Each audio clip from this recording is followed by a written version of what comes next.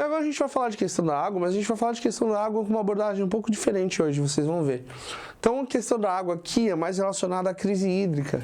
Então a crise hídrica que é o quê? A situação em que os reservatórios, eles têm menos água, né? O volume dos reservatórios é menor do que as necessidades das necessidades humanas, né? Das atividades humanas.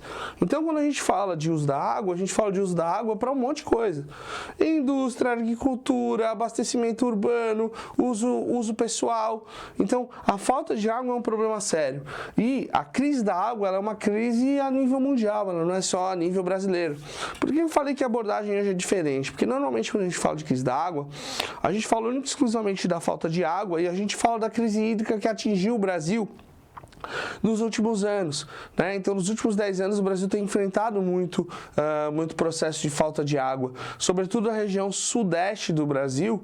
Por quê? Porque você tem tido a perda de mananciais, sobretudo do centro-oeste, que abastecem os rios do sudeste, e a diminuição dos chamados rios voadores, que são aquelas massas de ar úmido que vêm da Amazônia em direção ao sudeste e abastecem os rios da região sudeste. Normalmente, esse é o enfoque que a gente dá.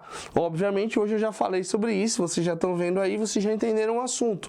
Mas eu vou trabalhar bastante com a ideia da crise hídrica associada a uma crise energética, porque é assunto atual, é assunto desse ano.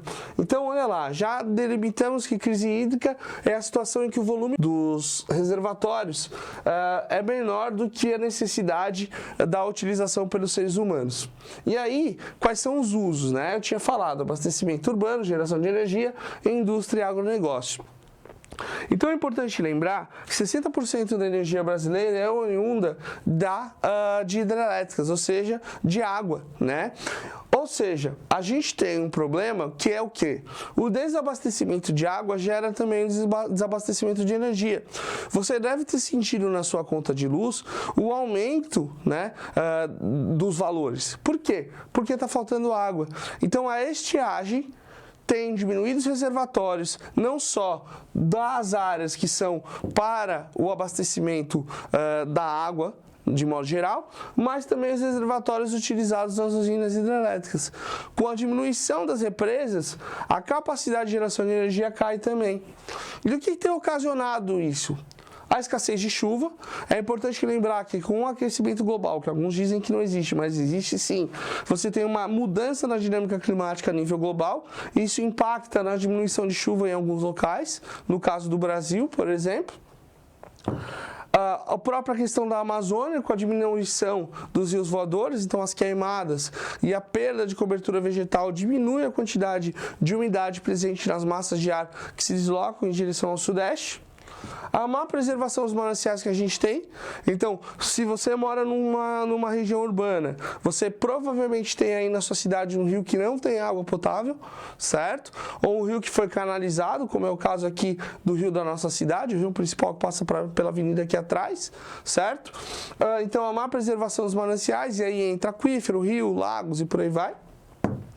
E a poluição desses rios, obviamente, além, obviamente, do desperdício, que vai estar em todas as etapas. Então, essa ideia de economiza água fechando a torneira, é importante? Claro que é.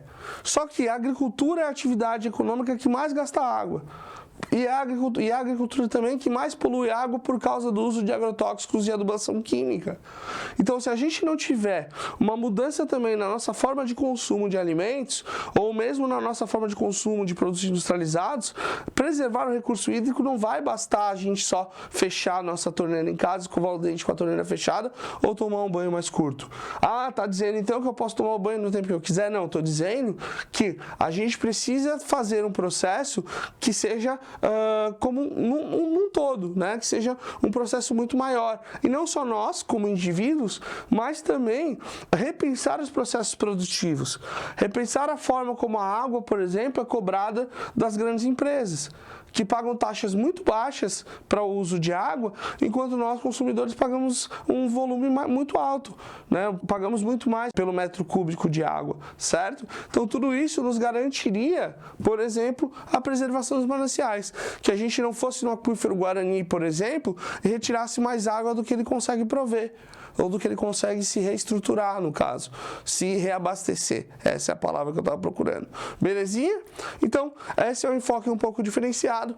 Tenho certeza que se você for falar de desabastecimento de água, e você conseguir puxar a questão da energia hidrelétrica, você ganha algumas pontuações aí, tá bom?